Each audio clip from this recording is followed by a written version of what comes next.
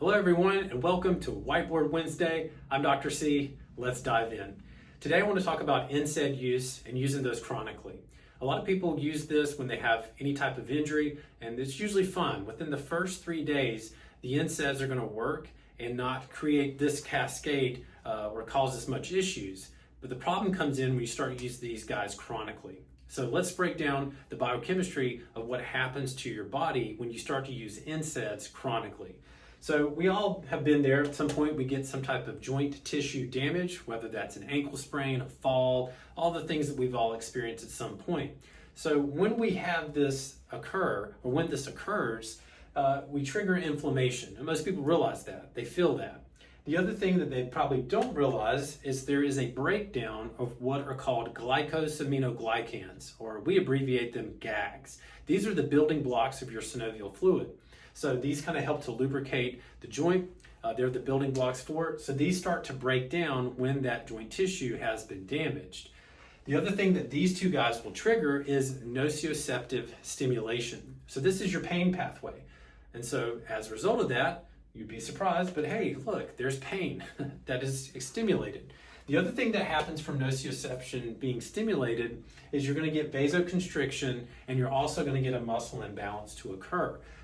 And that's not good. So what do? We come in and we take an NSAID, a non-steroidal anti-inflammatory drug like ibuprofen or naproxen, and that in turn will trigger more of a muscle imbalance, and it will also decrease your glycosaminoglycan synthesis as well, blocks that, so it can't do that.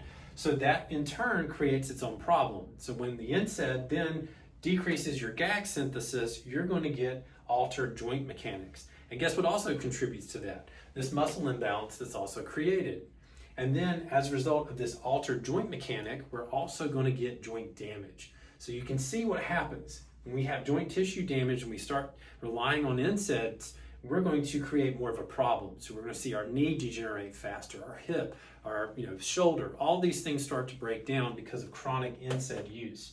Another way of looking at this is going over and knowing that NSAIDs can also deplete the availability of sulfates. And when they do that, that is in turn going to cause stress on your liver's ability to detoxify.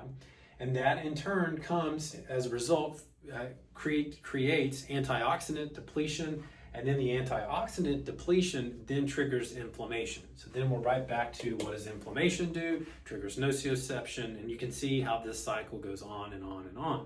So there is a way to break that. And the way that you break that is you use natural anti-inflammatories, omega-3 fatty acids. You get your omega-6, omega-3 ratios balanced out. You can use boswellia, ginger, turmeric, curcumin from, you can use proteolytic enzymes, nattokinase, serrapeptidase. There's a bunch of things that are out there that can help to naturally lower inflammation. So I hope this helps. If you have any questions, put it below. We'll be happy to answer them for you. And thank you guys for watching.